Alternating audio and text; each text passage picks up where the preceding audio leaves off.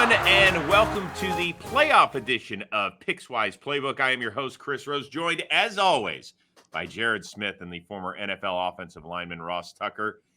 Jared, can you believe it? We have arrived at Super Wildcard Weekend, I believe is what we're all calling it. Are you excited? Are you super excited? Super excited. 3 days of games, Saturday, 3 Sunday, and then we get the little cherry on top Monday night. The NFL wants to space this out and make it the full weekend, and we get that last Monday night game of the year, which should be fun, a nice divisional matchup, and we're going to break them all down for you. Chris, yes. No one is calling it the Super Wildcard Weekend other than you, but I know why you are, and I love it. I respect it, buddy. I know why you are. I got it. I read you. I'm with you. Okay, we're going to break down all 6 of the games, have a lot of fun with this today. Ross, do you have any words of advice to people? Because now the schedule has shrunk, right? It's less than half of what we see on a normal weekend. So now everybody's like, well, I've got to really get it going here. Do you have words of advice? Yeah, 2, I would say. Number 1, it's tough. Playoffs are tough. The lines are super tight for the spread as well as the total. I think it gets harder, not easier. Although maybe I carry the momentum from one of the best Week 18s in NFL history, probably at least the second best Week 18 in NFL history. And then the other thing, it's funny. Somebody made the point to me this week, which I thought was a good one. I'm not going to claim this as my own, but usually most of the prop bets are based upon the season averages, right? Like, okay, this guy averages this, so that's going to be his total, his rushing yardage or receiving yardage. But if you think about it, guys don't necessarily play the whole game. They might be rotating in. Maybe there's a game or two where they're a little bit dinged up. Those things affect the averages, whereas the playoffs, like, it's all in. Like, they're not going out of their way to give the second string running back a bunch of carries. Like, they are all in. So whereas in the regular season, it's probably better off to lean under on a lot of the player props. Playoffs, you probably should almost look more to the over, because all of those numbers are usually based on the averages from the regular season, when it's not like pedal to the metal necessarily every game. You're right. It's like volume, too, for the rushing attempts and the receptions, which are volume-based. Targets, totes, carries. Those especially, I think, are super interesting this week. Totes. Hey, I've never heard the word totes. Totes for carries? On a football show in my life. We're going to start. I have heard somebody saying he's toting the rock. Yeah, but I've never heard totes. Is totes a word? We're making it up. It's a Pickswise Playbook word now. You know what? Rushing attempts. Totes. Totes a word. Totes. Jared, you got a lot of stuff to cover, so go for it, my man. Yeah, as usual, you know the drill by now. Doing that giveaway on YouTube. Comment your number 1 best bet, and Pickswise will randomly select. You have to be a subscribing commenter. You have to subscribe to the Pickswise YouTube channel. If your best bet wins, we're going to send you $100. Now, here are the rules. You have to, of course, be a Pickswise YouTube subscriber, like, comment, subscribe, all that fun stuff. Also, you have to get the pick in before 12:30 Eastern time on Saturday before the first game. So make sure you do that. And also, we're having an anytime touchdown giveaway on Saturday. $100 to a lucky Pickswise Twitter follower if myself or Ross, our touchdown picks for the Saturday games hit. That's Raiders, Bengals, Patriots, Bills. Of course, you have to retweet we're going to send out a tweet promoting it. You have to retweet it. And if one of our touchdown props hits, one lucky fan is going to get $100. So there's money on the line this week, even if you're not betting. Like, subscribe, comment, download the app, all that fun stuff. It's available Google Play and, of course, the App Store. Well done. Bravo. Thank you. It was so nice that maybe Ross will let you borrow his lip balm Did I see you lip balm up right before? Yeah, you know what? My lips are like burning for Try. some reason. That is my Philadelphia Eagles official chapstick right Wow. there. I thought you saw that, Chris, and that's why you were laughing. But what can I tell you, dude? It's like 5 degrees here. Super I need cold. like the hand moisturizer for my hands and my feet and my lips. I gotta be moisturized. Yeah, no, I understand. I think your lips are so chapped because you've been kissing the Eagles' ass so much this year. But we'll get to that game in a little bit. Let's start it off with Saturday's action.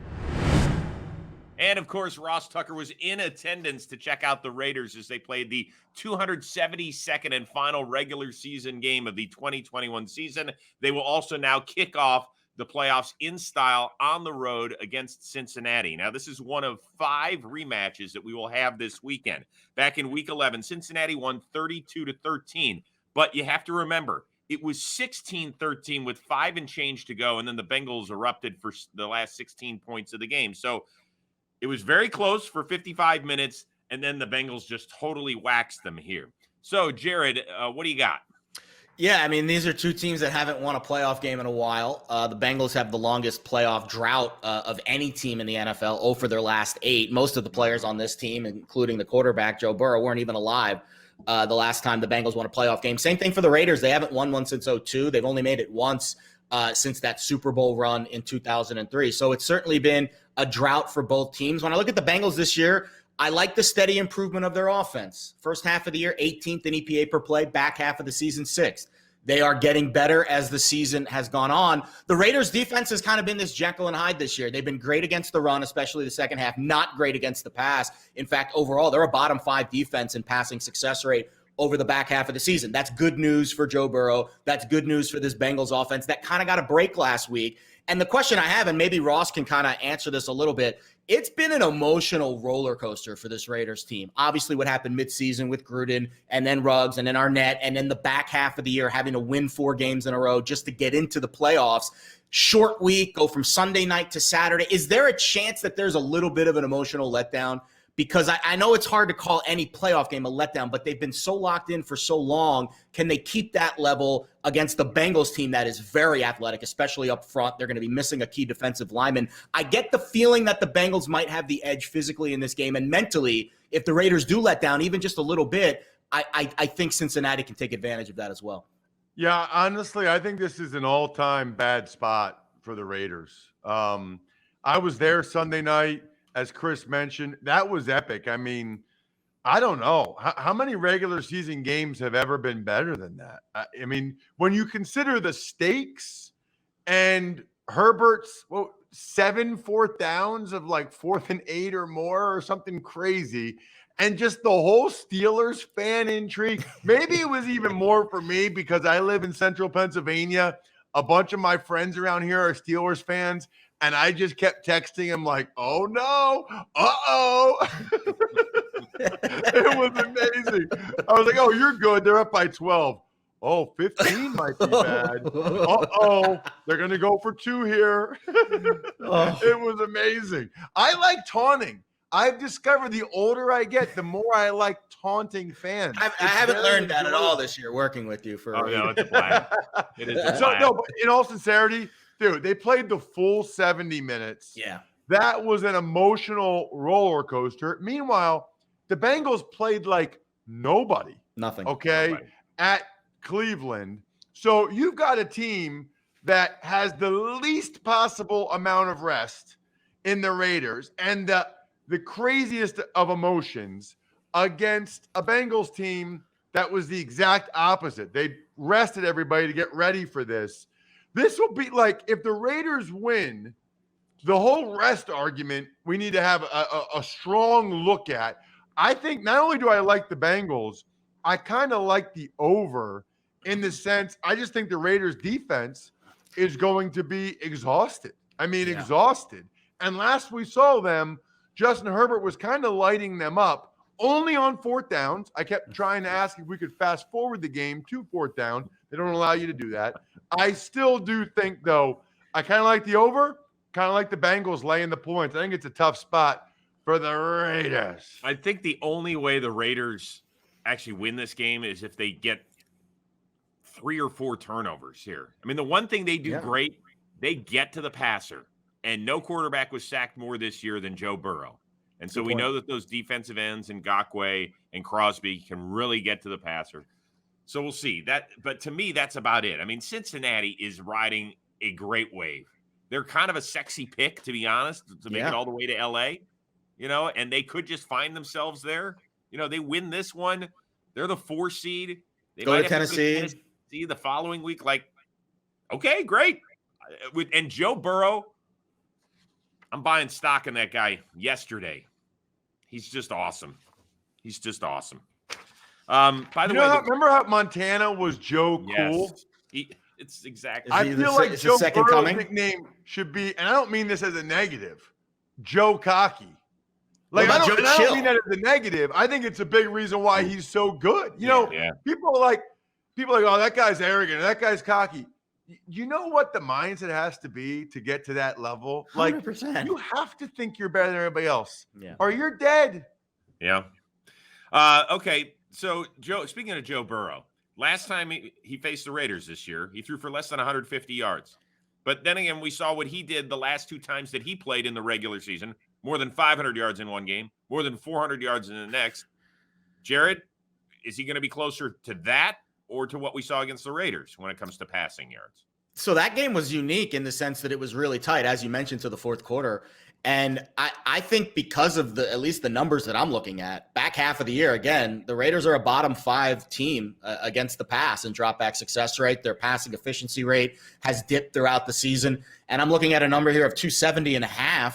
And the Raiders have been good against the run. We'll see how much the Philbin injury, or the Philon injury, affects that. That is a big injury. He actually is also really good in pass rushing grades too. Mm-hmm. And I think that's going to affect maybe double teaming Crosby a little bit more. We'll see how the Bengals offensive line, which has been maligned at times this year, handles that. I would say over on Burrow. I mean, I think a 300-yard game is certainly possible for him.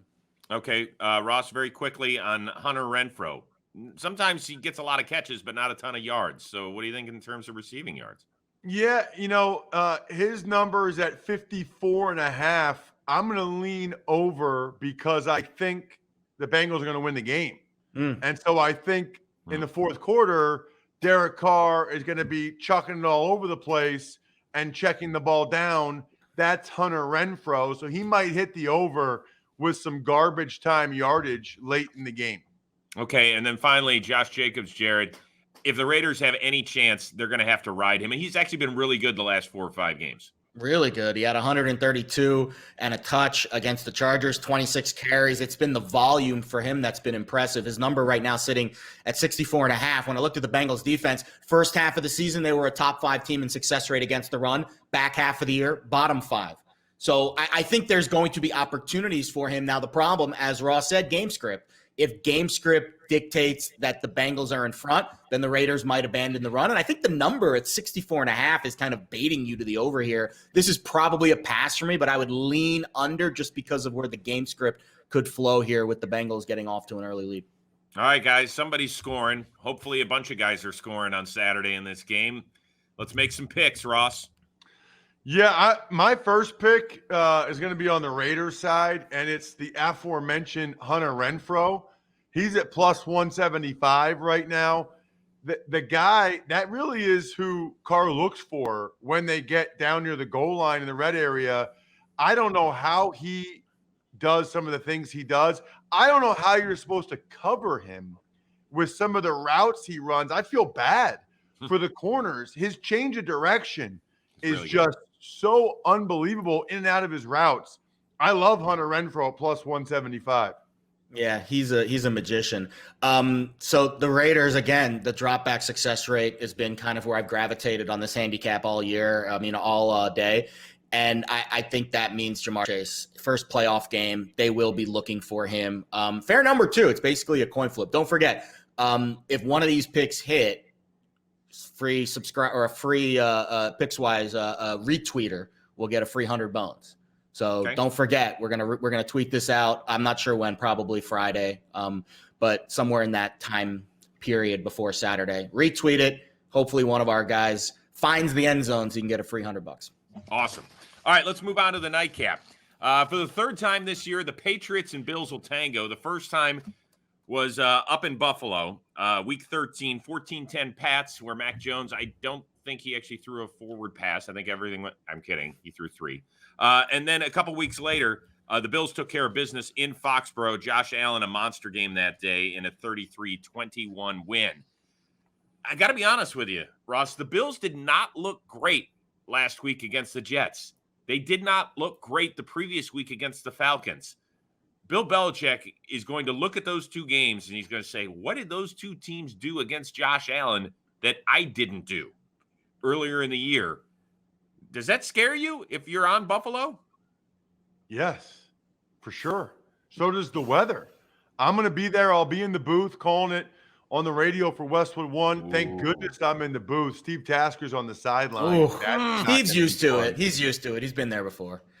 There is no such thing as used to it. Single digits? Single digits? Zero, and by the way, bro. I think a lot of people – what's that? 0. It's crazy. I have 0. It's wild. Is that what they're saying now? Yeah, I have 0. Better pack your chapstick, Ross. Dude, this is gonna be one of those games where I'm gonna not even open the thing. Not even I'm gonna try to lobby to not even open the window. I don't need the atmosphere. I play in the NFL. Let me just stay warm. It'll be a better broadcast if I'm warm. Here's the thing that's interesting. Josh Allen, not great in cold weather. How about this stat? 31 degrees or less, 50.3% completion percentage, 6 touchdowns, 7 interceptions. You would think because he's big and he's got big hands and he's got a strong arm. Wrong. He's not good in cold weather. And quite frankly, the Bills aren't that good unless Allen is playing like an MVP caliber player like he did in New England the last time these two teams met, I should say. I kind of like New England. I don't know how the line got back up to 4.5. I also like the under. I don't think there's going to be a lot of points. Buffalo's defense is playing really well these days. This feels like a 20-17 game for me. Give me the under and give me the Patriots. I think even if the Bills win, I think it's a close, awesome game. Fascinating matchup. I'll be honest. We're very fortunate. We get all these return matchups in the playoffs, and we get 2 matchups where we've seen 2 games between the 2 teams, divisional rematches. It is challenging in a sense because you would think contrarian, at least this is the contrarian in me, everything you saw in those 2 games you should throw out because the coaches will want to adjust, change the schemes, not show you what they showed you in that first game. And especially with this Bills Patriots game, the game was 3 weeks ago. It was very, very recently. I think overall the Bills defense is the first place that I gravitated towards with this handicap. Absolutely elite. First in EPA per play, first in DVOA. Every statistic that I look at, the Bills defense is at the top of the heap. Even the weighted metrics that kind of skew to the back half of the season. Their offense has been pretty steady this year. Slight improvement in the passing game, which I think is noteworthy because I do think, Josh Allen has maybe gotten a little more comfortable with some of, the newer weapons, especially Emmanuel Sanders. And I think overall, I really like this Bills offense. Is the weather going to play a factor in this game? Probably. It's really hard to say how much of a factor until these guys are on the field. But I would assume as long as there's no wind, if these guys can heat up a little bit, maybe it won't be as much of a factor in the second half of the game. Rookie quarterbacks in the wildcard game, also noteworthy here. 4-7 against the spread. They haven't really thrown it that well. 55% completion percentage, 11 touchdowns, 12 picks. I don't know if Mac Jones falls into that category because of who his coach is and the type of season that he's had. But I think it's hard to trust the rookie quarterback in his first playoff game. So if I were to pick this game, I would go to the Bills. I think the Bills win, but because of the close nature of the matchups and how good these games were the last time that they played, it's tough to lay points. So I think this is a reluctant pass for me in this spot, but I do think the Bills win the game. All right, a couple other orders of business. I know we throw a lot of numbers at people, but here's one that I do think is important, at least from the regular season. The Bills won 11 games this year. All 11 were by at least a dozen points. Yeah. I get it. Divisional foe. Third time, cold weather. I just want to put that out there for you. Also, last 8 years, there have been 6 matchups of divisional foes in a wild card round. The non-division winner has won 5 of the 6. Wow. 5 of the 6. How many years? In the last 8 years. There have been a half dozen matchups in the wild card round. Okay, just wanted to put that out there. And both teams won on the opposing road field, too. My theory on that is the division winner usually won 1 or 2 of them during the regular season, which makes it hard to beat a team a third time or even 2 out of 3. The one that I remember vividly is the Giants on their Super Bowl run when they beat the Cowboys, who were unbelievable, and they got swept by them in the regular season, and then they beat them in the playoffs. That was the one that I don't think that qualifies as the last. It doesn't, but that, to Ross's point, we don't have any of those games in this playoffs because both teams split. Right. But it's always interesting when you get one when it's 2-0 in the regular season, and then the team that loses both wins in the playoffs. All right, so Jared, you brought up the point about I don't know if it's going to be tough to catch the ball, throw the ball, or what have you. But while we're here, why don't we go for it? Mac Jones. Ross, the last time he was in Buffalo, he threw it 3 times. Is he going to throw it enough? He will throw it more than 3. Over. That's not what I'm asking. I'm asking about passing yards. 209.5 is his total. I would go under on that. I think they're going to try to pound the rock, play keep away. Mm-hmm. This Bills pass rush is nasty right now. I don't think they want to get Mac Jones knocked around. I know he's played a season in New England, but he's from Florida, went to Alabama. He hasn't played in weather like this. And when he played in pretty cold, windy, they didn't even have him throw it at all. Right. Love the under on that one. Okay.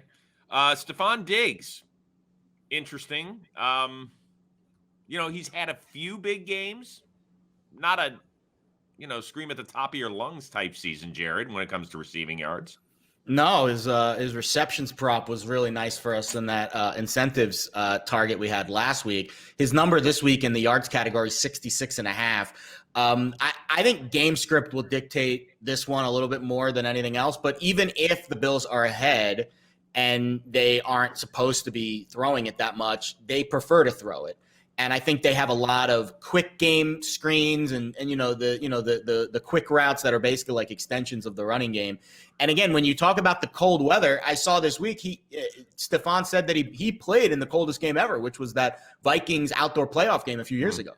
And he said he'd be fine. He was fine in it. So I don't know if we're going to be able to gauge just how much of an impact the cold will have until we actually, maybe we'll text Ross on game day and see exactly, is it really bitter? Are these guys having issues warming up? Are you seeing anything on the field? Because I do think once you get warm, it's not like it's windy. If there's 20, 30 mile an hour winds, that's a different story. And that's what we saw in the first game between these teams. And if there's no winds, I would probably lean to the over on Diggs. Okay. And finally, Hunter Henry. Ross, you weren't big on Mac Jones a minute ago. Yeah, I mean, those two are heavily correlated, obviously. I'll go under on Hunter Henry's 31.5. I just don't think the Patriots are going to throw it much at all. Now, he might end up having 2 touchdowns and have 3 catches for 24 yards or something, but I don't see him putting a lot of yards up. Okay. Jared, I think there will be touchdowns. There were a couple the last time they played up in Buffalo, but not a ton. Yeah, I hope so. I mean, this is the lowest total game on the board this week. It's tough because I have 2 guys for Buffalo, and I hope Ross takes the other one. Actually, I know he's going to take the other one. But I always rely on Josh Allen in these big games. And I'll talk about it a little bit, too, with his rushing attempts prop. He had 12 carries the last time these teams played, and his rushing attempts prop is usually in the 6 or 7 range. And in the bigger games, again, to Ross's point earlier in the show, these teams, it's all out. You're not saving anything for next week. It's all in. And I think that's when the Bills and Josh Allen rely more on his legs. And so I think that's the one I'll pick. Plus 165, not a bad number either. And also that rushing attempts prop is worth a look as well. Yeah, I would have gone Josh Allen. So so it's the other guy. I know you're going to take the other guy. You take him every time you do a Bills game. Instead I'll go with Dawson Knox. Yeah, that's the guy. That's it. That's the other guy that Josh Allen kind of looks for down near the red zone. He's had a really nice year. Had some bad drops too, but I like his matchup against some of those linebackers, if that's who's covering him for the Patriots. They usually do a pretty good job of having some of the bigger safeties match up with him, but I'll still go Dawson Knox at plus 200. And a quick reminder, Jared, for everybody, why we're doing this. Yeah, well, we're going to tweet these out on Saturday, maybe Friday night. I don't know the timing of the tweet. But if you retweet it and one of our guys hits, you will get $100. One person, not everybody who retweets it, one person, Pickswise will select, will get $100 for free, just for being a retweeter and just for being a loyal Pickswise follower. And that will come out on Friday morning. Thank you very much. Jack. I appreciate that, Jack. Friday morning. Right. Trivia time before we move on to Sunday's games. Since 2010, rookie quarterbacks are just 2-10 as starters in the playoffs. Who are those two winners? Rookie quarterbacks. I know I one. usually let Jared go first. Mark Sanchez, right? No, he was not a rookie in 2010. When was he a rookie? 2009? Yes, I'm sorry. Oh, Thank you. But for he did win as a participating. rookie, though. He won a playoff game his rookie year. But I said since 2010. So tell him what he won, Jared. So if you went back from since 2009, that would have been a correct stat. But it wasn't. You know, the old ifs and buts. All right, Still get Ross. credit for Mark, our guy So Mark Sanchez. one is Russell Wilson. That is correct. Oh, well, I know the other one. I think I know it. I know this one. Go ahead, Jared. TJ Yates. Yeah, it is TJ Yes, Yates. I got one. Yes. Look at how excited he is. Freaking took him 19 weeks. He got one. Get away, Better brother. late The than never. beauty of that is I don't think I was going to get that, but I can act like I was going to get that, but I let Jared have it. So I knew that all along. I just let you have the other Technically, I got two because Mark Sanchez was a rookie quarterback that won a playoff game. Just I got the year wrong on which As year the he teacher was. likes to say, however, please read the question in its entirety. Since 2010. And interestingly enough, both of those wins came against fellow rookie quarterbacks, right? Oh. Wilson beat RG3 that year in 2012. TJ Oh, yeah, Yates that's beat right. Andy Dalton. There you go. Wow. Let's move on to Sunday's action. All right. Can I see the chapstick one more time since we're on that game? EAGLES Eagles. He needs at least two more tubes before he goes. Yeah. to Do you want to Buffalo on lather up Sunday. before we get to this game? Are you okay? I'm good. Okay. Eagles and Bucks. Once again, another rematch. Week 6 in Tampa on Thursday Night Football. Bucks held on 28-22. It wasn't aesthetically pleasing at all. Brady threw for 297 and a couple of touches. Jalen Hurts ran for a couple of scores. And who was the Buccaneers' leading receiver that game? Antonio Brown. 93 and a touch. I don't know what he's doing these days. I've kind of lost track of him. Not sure he does either. No. That was funny. Since you have the Eagles chapstick, I'll let you go first there, big fella. Yeah, listen, I really like what the Eagles have done this year. I think they have a nice formula. If the weather is supposed to be as bad as people are talking about with the wind and the rain, that certainly helps the Eagles and their ability to run the football as well as they do, certainly better than the Bucks do. But I don't see the Eagles winning the game. I mean, say it out loud, okay? Jalen Hurts and Nick Sirianni in their first playoff game ever go on the road and beat Tom Brady and the defending Super Bowl champions. It just doesn't sound right.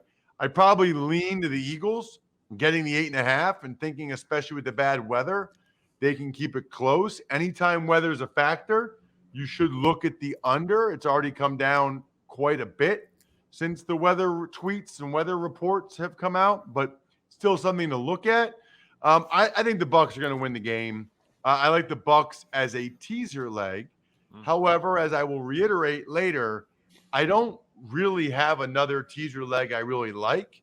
There are some books that allow you to have open-ended teasers. Ooh. Meaning you can have the Bucks as a teaser. You just have to week. pair them with the second half of the teaser in another playoff game this year. So that's sort of my little tease there. Can I ask you a question, sir? As a teaser, but I don't have another team this week. Well, what happens if you do that and then the Buccaneers lose straight up this week? Then what Teaser happens? loses. Your teaser loses. Yeah. Just like the same thing that happens in a regular teaser.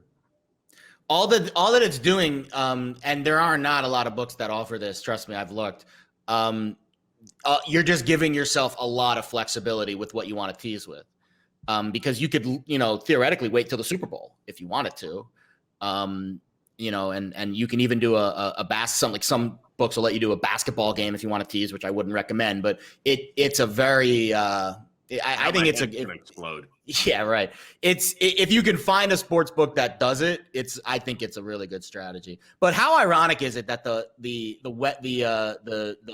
outdoor playoff games this week are in Tampa, Cincinnati, Kansas City, and Buffalo, and it's Tampa Bay that might have the worst weather of all four of them. No, it won't. No, it won't. We just said that in Buffalo it's going to be 0 degrees. Yes, but it could be raining sideways and 71, and I would still take that any day of the week. If you ask quarterbacks, though, the 20 to 25 mile an hour winds is an issue. Can I tell you, I'm asking myself, when I go outside and my boogers freeze within 6 feet of my house, that's it. I just take the old Homer Simpson and I go back in. Fair enough. All right. So then how ironic is it that the second worst weather game of the week, not Kansas City, not Cincinnati, Tampa Bay.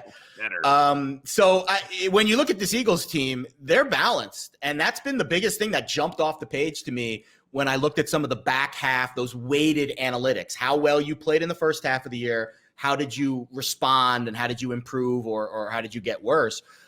Philly back half of the year, besides the Niners, the only team top 10 yards per play and opponent yards per play. That's the metric that we talk about, that net yards per play metric. They're right there at the top of the board with San Francisco. And when you do talk about the weather and the rain and the wind that might be happening, we used to hold this Bucs rushing defense in so high regard that teams just stopped trying to run against them. Back half of the season, that's not the case. They were 4th in rush EPA per play weeks 1 through 9, 14th weeks 10 through 18. This Bucs defense can be run on. That being said, the final line of my essay on this game is dangerous and volatile when it comes to Philly. And I just don't think you can trust the Sirianni-Hurts combo compared to the Arians and Brady combo when the game's on the line in the fourth quarter of what might be a close game. I would just trust Brady in a playoff game more than I would trust Jalen Hurts. That being said, I think the Eagles probably can cover this number, but it does make sense to tease it. You get it through those two key numbers, and you get it to a more reasonable 1.5, 2.5 range with Tampa Bay. Okay. Let's move on to the meat of the sandwich Sunday schedule, if you will. And this is the one where everybody's pointing. It's the only one that's not a rematch. It's the Niners at the Cowboys. First time they're meeting in the postseason since the 94 NFC title game. In fact, the winner of the last 4 playoff matchups between these two have gone on to win Super Bowl. That wasn't a trivia question or anything. I got it anyway, though. I got it. False start, 65, Tucker, 5-yard penalty. You're mocking me, and I don't like it. No, I knew what you were going to say, and I wanted to get credit for getting it right and knowing it. He's mad that I got TJ Yates right. He feels like he needs to overcompensate. I was a little. You know what? I'm proud of you, though. Thank you. Proud of you. Listen, if you can get one right every 4.5 months, I will pat you on the head like my little doggy. That's a great job by you. I have a feeling that this is the one where everybody looks at the Niners and they're like, man, they came back from a 17-point deficit in LA. Man, they can run the ball. I'm not so sure about Dak outside of the NFC East. And now it just feels like everybody wants to ride the Niners wave. Will you do that too, Jared? Yes, but the public at this early stage, actually, I just before we hopped on, I got the splits from DraftKings. I'm seeing 70% of the handle on Dallas in the early stage of the week, 60% of the tickets. So right now, again, that's one sports book on, early week splits. Obviously things could change, but right now it looks like Dallas is the public darling, and that makes sense. Dallas, I know the Niners have a big following too, and I don't want to discredit them, but the Cowboys are the public darling. This is going to probably be the highest handle game of the week. That's what we're hearing from some sports books. It's that prime time window, not prime time, but that prime window in that 4 o'clock Sunday afternoon slot. This game's going to have the most eyeballs on it. I would assume it's going to take a lot to move this off of the number of 3 too, which is also important because it did move off of that number very, very briefly on Tuesday night. And I quickly jumped on a plus 3.5 at minus 115. I don't know what it's going to take to push it back to 3.5. I think every time it gets there, the Sharps quickly pounce on that number. That number is obviously a talked about number. We've been discussing the key numbers all season long. But despite the fact that all the handle is on Dallas, we're not seeing that movement to 3.5, 4 towards San Francisco. So I think that means the Sharps really respect, and the sportsbooks really respect this Niners team. And what's not to respect? I think Jimmy G came of age a little bit in the fourth quarter, and all of the talk of can he handle the mental grind of getting through the season and making the big plays in the big spot. Well, he did it on the biggest stage in the fourth quarter of a game that the Niners were getting blasted in against a really good defensive line and secondary. So I think those doubts can be put to bed a little bit. Analytics in this game, they don't really trend well for Dallas. Second half of the season since week 9, the Cowboys defense is almost dead last, allowing almost 6 yards per play. That's not good because I think the Niners are going to move the ball effectively in this game. Can Jimmy G convert those red zone opportunities from field goals to touchdowns? If so, I think the Niners go into Jerry's world and get a win. And I think the analytics point to that. And I think when you look at Dallas's defense, that's the concern. The drop-off defensively they've had a little bit in the second half of the year is something that I would kind of look at as a weakness, and I think San Francisco can take advantage of that. So I really like the Niners, and there's several reasons for that. Number one, I think they're undervalued. You know, I know they're 10-7, but Jimmy G didn't play in a couple games. They had like no running backs for a couple games. Deebo Samuel didn't play a couple games. You know, what's their record when they have all their dudes? Because when they have their guys, it feels like they're pretty darn good. And right now, they have their guys. Obviously, Trent Williams didn't play last week. And when you look at Randy Gregory, DeMarcus Lawrence, Micah Parsons, that is something to keep an eye on. The other thing is, you don't even need to take it from me that the Cowboys don't feel great about themselves right now. They showed us all that. They told us that by playing Dak Prescott and the starters into the fourth quarter against the Eagles practice squad guys. Good point. I mean, you wouldn't do that unless you're trying to build up their confidence, unless you feel like you need those guys to improve or you need them to, you know, get into a rhythm going into the playoff, whatever justification they want to use. If they were feeling great about them, they wouldn't have played. So they're not feeling great about it. So I like the Niners. I think the Niners have a great chance to win the game. I'll take the 3 points. You know, I did mention briefly that kind of mock the Cowboys a little bit. Well, they don't do well outside of the NFC.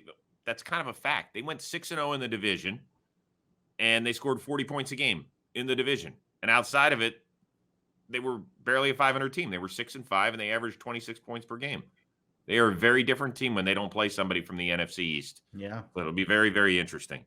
I can't wait to see it, but because it kind of takes me back a few years when we had Aikman and Irvin and Smith. And usually the winner of this game in the playoffs won the Super Bowl. You know, they played a lot in the playoffs back in the day. Totally. Fun. Would you like another trivia question? I don't know. No, let's end on a winner for me. I don't know if I'm going to be able to top that last one. Thank you, Ross. Thank you for humoring me. Cowboys, we know, led the league in forced turnovers this year, led by Trayvon Diggs, who had 11 picks this year. That tied Everson Walls for the most ever in Cowboys franchise history.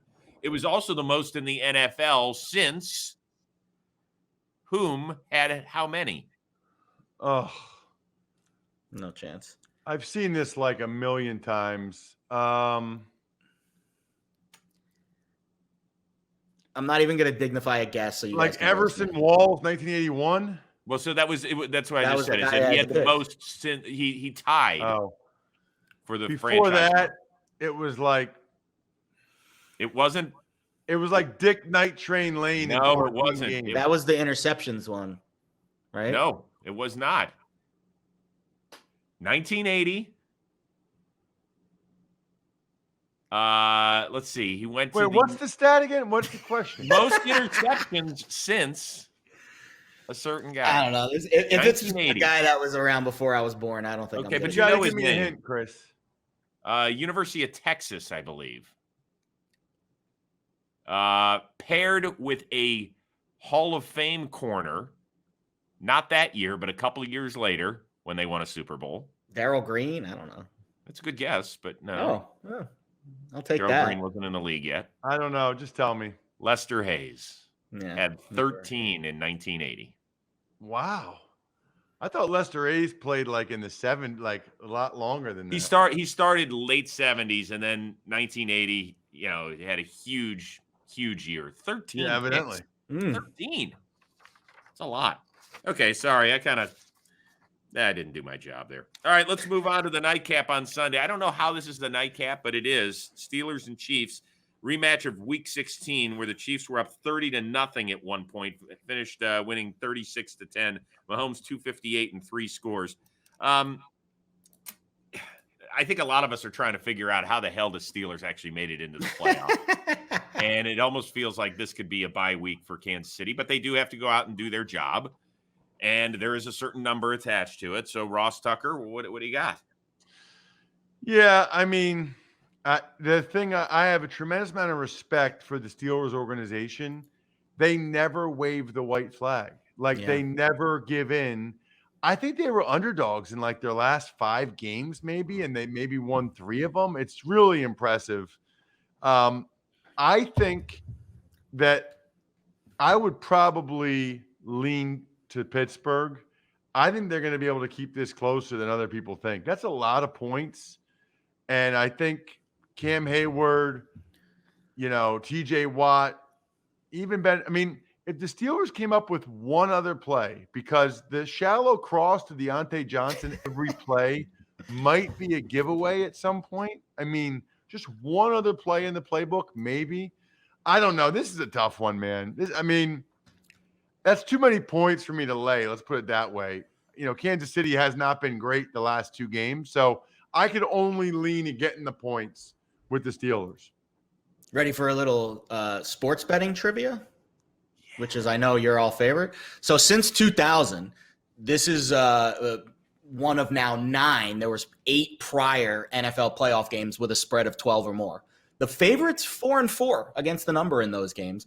The favorite is also 6-2 straight up.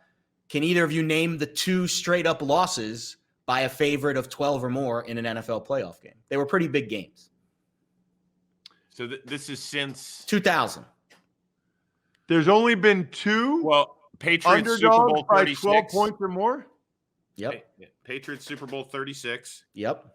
Jaguars against the Steelers in the divisional round. No, it was the other Super Bowl when the Giants beat the Pats. Really? Yeah. Those were, again, if you decrease it to 17-0. 11, when they were 17-0. If you decrease it to 11, there's more games. So 12 is kind of a threshold where I started to see a lot of, some of the 10, 10.5, 11 spreads drop off. 12 is if you're favored by 12 or more in a playoff game, it doesn't happen often. It's only happened 8 times since 2000. And the only 2 times that the favorite has lost was the Super Bowl. And that's after a team has won 3 playoff games. They're feeling really good about themselves. I know the Steelers certainly should feel good about themselves because they're in the playoffs, but they didn't exactly play great football this year. And by my rankings, they are certainly the worst team in this playoff field, analytically speaking. Minus 1.1 net yards per play since week 9. Only the Texans had a worse net yards per play number over the course of the season than the Steelers had in the back half. The one positive I can make for Pittsburgh here, this line, again, just a few weeks ago was 10.5.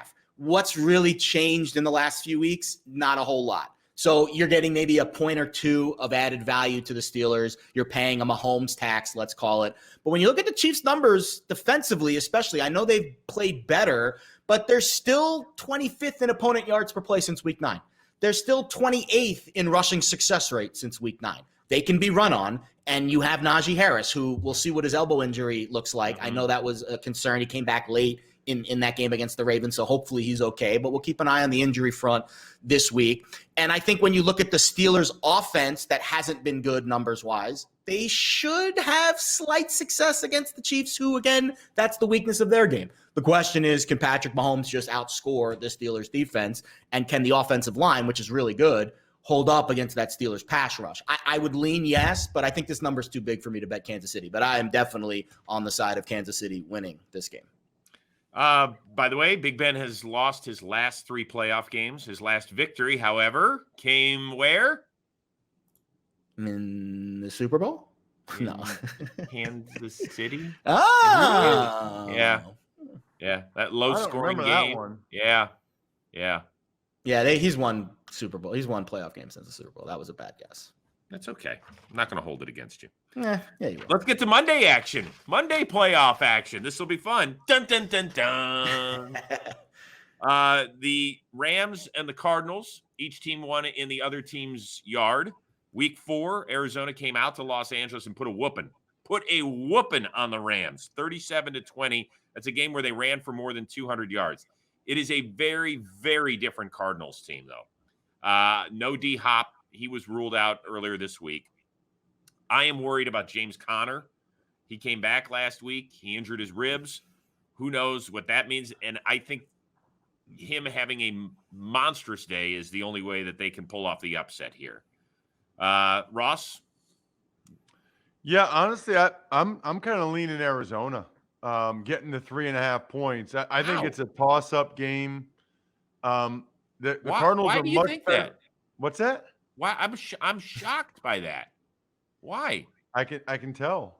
Oh, okay. Well, number one, Matthew Stafford has at least 2 turnovers in his last 3 games. Mm-hmm. The Cardinals are much better on the road than they are at home. Mm-hmm. The Rams don't have much of a home field advantage. They're still complaining about how many Niners fans were there on Sunday. I don't know. I think it's going to be a close game. I don't know if J.J. Watt will play or not, but I think it's a close game. I don't think the Cardinals are as bad as people think they are. You know, they did go to Dallas and beat a pretty darn good Cowboys team. I think the Cardinals are going to give them heck. I think they're going to have no restrictions on Kyler Murray running with the football, which is a great equalizer. So I think the Rams probably win the game, but if I'm going to take a side here, I would take the Cardinals in the points. I was surprised when I saw the early splits from DraftKings that the Cardinals were actually getting the majority of the handle here in the early stage of the week. Because I guess public perception on the Rams hasn't been sky high of late. But they still did, win some games down the stretch to put them in a decent position. I know Sunday's game didn't quite go their way, but they still won the division. They still get the home game. They still get a little bit of the home field advantage. I know it's not much, if anything. Maybe this game's going to be more like a bowl game than it will like an NFL playoff game. Stop for a second. We're treating the Arizona Cardinals fan base like it's the Dallas Cowboys or Green Bay Packers or Pittsburgh Steelers. It is not. It's true. It's a good point. I understand that, but come on. It'd be like if they were playing the Jacksonville Jaguars. Yeah, and we've seen teams from big fan bases like Pittsburgh go to LA when they face the Chargers, and that was all Pittsburgh. I agree. Arizona's fan base is not as rooted with as much history. Why are you smirking at me, Ross? I think the Cardinals fan base is a little bit better than you think. Ross is wearing red this week. I'm going to be on the sideline Monday night. Nice. For Westwood One in LA. It's the only NFL stadium I haven't been to, and I am very You'll have to tell curious us what the vibe is. Yeah, I'm very curious to see how many Cardinals fans are there. I really don't know. I'll say this: 2001 at Sun Devil Stadium. The worst atmosphere for an NFL game I've ever been a part of. It was like half full, and half of the people there were Washington fans. I don't know if it was them getting the new stadium or them, just being better with Kurt Warner, but their home crowd now is awesome. I mean, it's totally changed everything.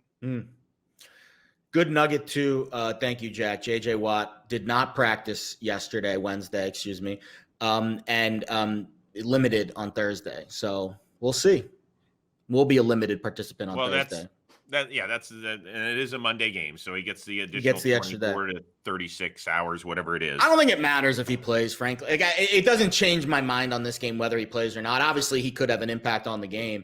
But I think it's just the drop-off that I've seen from the Cardinals over the course of the season that really scares me. I know a few weeks ago we talked about Cliff Kingsbury's record, not only with Arizona, but also with Texas Tech. how it's been an epidemic with him to drop off in the back half of years. It's been a problem at multiple locations.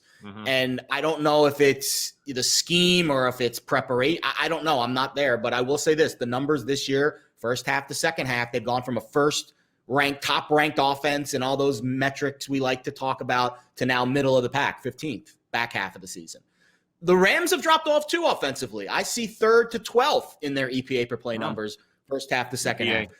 So, again, EPA per play, drink up. So when you talk about both offenses, I can make a case that this game might skew a little more defensively than some would think. But Arizona's defensive numbers the back half have been absolutely dreadful, especially against the pass. And that's where I get worried with Matthew Stafford and these weapons, because I think they're playing slightly better with Odell. I think you're starting to see him get comfortable. We've seen him really tick up in those, eye-popping kind of plays that he's made over the last few weeks. And I think he's becoming comfortable in an offense that is suited for him with Sean McVay. And if you were going to ask me in this situation, which coach do I trust more? I think I trust the one that's been to a Super Bowl.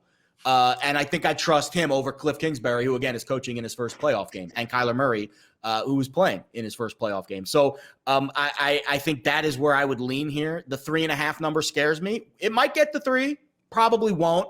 If it does, I will be betting the Rams. If it doesn't, I will probably lay off this game because I do think because of the divisional rematch factor, the line is probably right. But if it gets to 3, because the public is going to bet Arizona Monday night, that's when I would probably hop in on the Rams. Okay. The number I'm most interested in, can you give me one, Jared, on whether or not Ross asked me to go to lunch Monday afternoon, since he's going to be in the city in which I live? He won't. 0 plus $1 million. I don't get the vibe that Ross likes dining with his coworkers. That's not unless you're at the stadium with him. Like, he's not going to ask you to hang out at Panera Bread or anything like that. It'd be more like a late breakfast. If you brought it to him, then that would probably available. That would be well, let's do it. Let's do like a late breakfast. I'll text you. That's adorable. Okay, I'm so glad. Really, I got to will be a part you? of this. Or are you just saying that? And now No, you're going to come up with this. My phone froze in Buffalo. He ran out of chapstick. He had to go to the I store. will. I would love to do that. I'm jealous. I want to go. I want to be a part of this little mandate. Where stay in your little part of the country. You've got a dog to train or something. You're locked in your closet or something. All right, teaser time. Teaser time. Ross. So I talked about it. I don't know, probably like 20 minutes ago. But as always, we are concerned about your attention span. So we want to make sure, honestly, I think it is cool for people that don't want to watch the whole show that you know that you can just fast forward and get to the teaser time. I got no problem with that. As long as you watch or listen, it's all good. So I will say, I talked about the Bucks, love the Bucks from -8.5 down to -2.5. I don't have another one that I like or that I would recommend. So there aren't a lot of books that offer it, but there are some that offer the open-ended teaser. So you would take the Bucks and then find another one later on in the postseason. I think the Niners match up pretty well. Again, 3.5 to 9.5 isn't as sexy as 3 to 9, but most shops are at 3 right now with San Francisco. And again, you're getting it through those key numbers that we talk about. I know it's on 3 right now, but now you get it through 3 and then obviously through 7, which is very impactful. And I think when you look at that game, that's the game that I see the biggest edge against the number. So if I'm not only moving it through the key numbers, but I also find value betting the +3, +3.5, and the money line as well.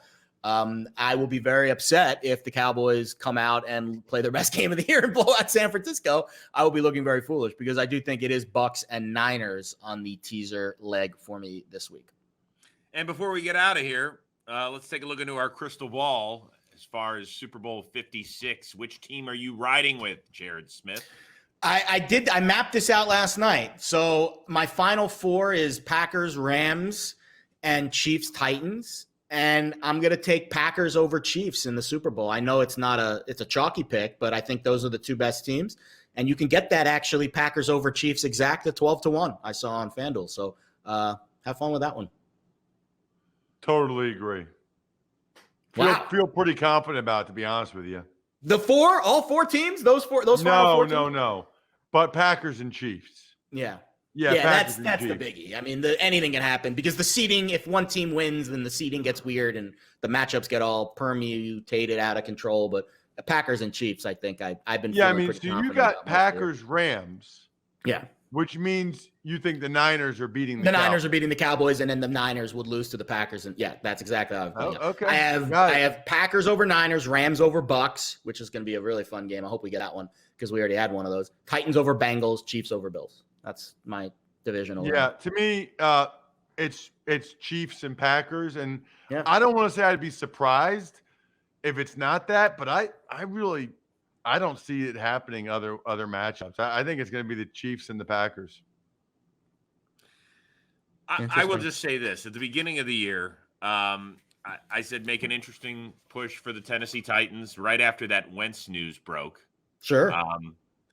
And they're the 1 seed, so I think that's kind of an interesting play. But I also just said, I think I tweeted out on opening night when the Cowboys were down in Tampa, I said, I'll see you in Super Bowl 56. Congratulations to the Buffalo Bills. You will be there. However, you will lose to the San Francisco 49ers. Oh, that would be an epic Super Bowl if it did happen. I think it'd be fun. Listen, awesome. You can make a case for the Bills. The defensive numbers are really strong. Mm-hmm. But I just think having to face the Chiefs again at Arrowhead and having won the first game so handily, I think it'll be tough for them to beat them a second time in Arrowhead. That's going to be tough for Buffalo. I don't know, man. That Josh Allen. It could absolutely. I think this is the year where we go. Like we were all amazed with him last year. Yeah, they were close last year. They were in that same game last year in the championship. Anything you want to remind the good people that are tuning in today, Jared, before we get out of here? Just download the app. I put a pick on the app this week. One of the picks from the show is on the app this week. Google Play, App Store, all that fun stuff. Like, subscribe, comment. We're doing a ton of giveaways this week. We did them a little earlier in the year, and now we're going to keep giving away some free coin. Retweet the touchdown props. Subscribe to the YouTube channel. Comment with your best bet. You'll get a chance to win $100. We'll pick a winner. It's a fun week. There's only 13 NFL games left. Enjoy them. You don't have to bet all of them. But enjoy them and try to get the most out of each one because the season is dwindling quickly. Enjoy your action on Saturday, on Sunday, and Monday. Hopefully, I'll be enjoying a nice lunch with somebody on this show. Brunch. It's a brunch. A brunch, late brunch. Whatever you'd like to do is fine. Really, I'm good. Whatever. Just tell me where you're staying. I will. It'd be awesome. Okay, good. Have fun up in Buffalo also. I will in the booth. Thank goodness. Yeah, that'll be nice. That'll be nice. Jared, where will you be taking in the games? Right here from this seat, so I can make sure all the line moves go in our favor and update all the stories and all the other fun stuff. I might watch the Monday night game out somewhere, but the Saturday, Sunday games, I'll be here in the command center. Yeah, we'd like you to be a little more social. Thank you. We really want you to kind of. My mom wants that too. She's worried I'm working too much. Yeah, sounds about right. All right. So for Ross Tucker and for Jared Smith and our outstanding crew here that puts the show together, I am Chris Rose. Thanks so much for tuning in to Pickswise Playbook, the Super Wildcard Weekend Edition. Now, go win some dough.